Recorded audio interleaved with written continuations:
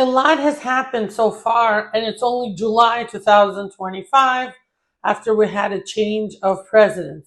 I'm here to summarize the most important things you need to know to save you the time and make you aware of what you should be aware of for the immigration changes in 2025.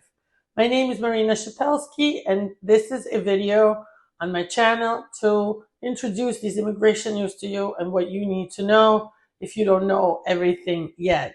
Stay tuned, please subscribe and share this video with your friends and loved ones, and I'm going to get right into it.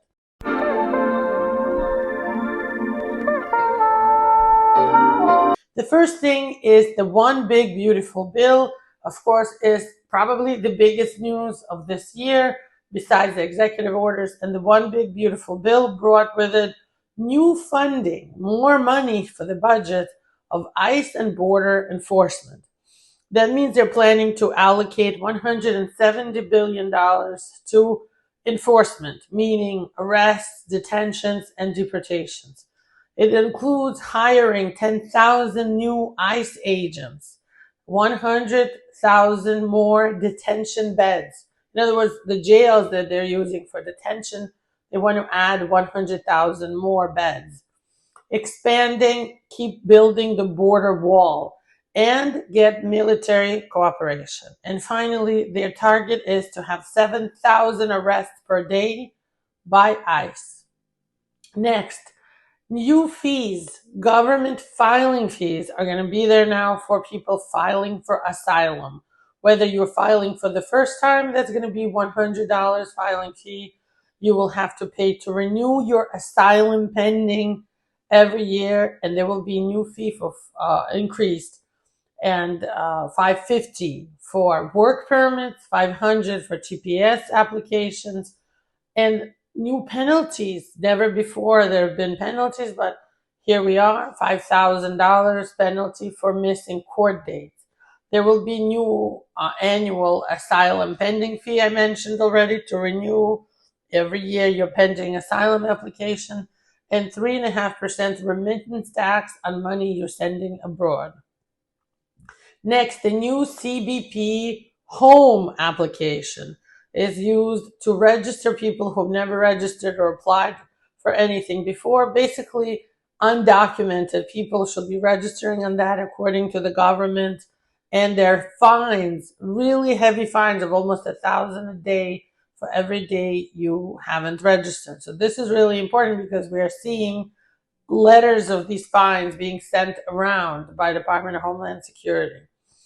Mandatory, right? So you have to register, it's mandatory, and these fines will be mandatory. Next, people applying for non-immigrant visas like F1 student visa, J1 work and travel, they have to make their social media platforms public. So no more private. They have to be public because Department of State and Department of Homeland Security will be reviewing your social media accounts. And the very new thing is that opposing Israel, saying bad things about Israel, are going to be a reason to get denied for a government visa. Of course, any support to Hamas or other terrorist organizations or anything bad you say against USA will be a reason to get denied for your non-immigrant visa as well. And this will apply also to anybody filing for a green card or US citizenship as well. New medical forms for people filing for a green card, and they will only now be valid while your immigration application that you're using this medical for is valid. Next, there's a new rule about when you file for asylum. If you don't include your entire case in it, the judge, and I'm talking about filing for asylum when you're in immigration court removal proceedings, the judge can now dismiss your case and have ICE rebook you and detain you on the spot if you don't present a full case to the judge. That's new.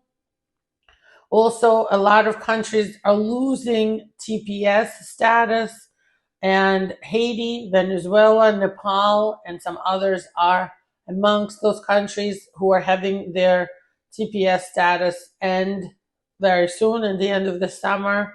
Short grace periods are going to be offered in very limited cases. So basically, anybody who has TPS ending should either leave or file for asylum, as far as I'm concerned, if you have an asylum case. Next, there's going to be a travel ban in 2025. Of course, ICE is now arresting and detaining people for any kind of reason, and we are seeing from practice that when they arrest you, it's not always people who have a criminal record or a past order of removal, like an old deportation, who's getting arrested. Sometimes they're just arresting people, whoever they can grab, that is even in pending status with approved. We have one case where a girl was arrested who already had approved special juvenile status, SIJ, special immigrant juvenile status. They didn't care. They're still detaining her and trying to deport her. People who are pending U visas, asylum visas, and so on are also getting detained. But the problem is that, yes, they are detaining people. That's a big problem. However, on the other hand, I think once their legal department reviews that somebody is waiting for status, in many cases they are releasing people and just requiring like ICE check-ins and other things like that. You have to stay informed. This is the lesson, if any, from this video. These updates can dramatically impact, change, and affect your rights, your status here, your application timelines, and your ability to stay in the United States.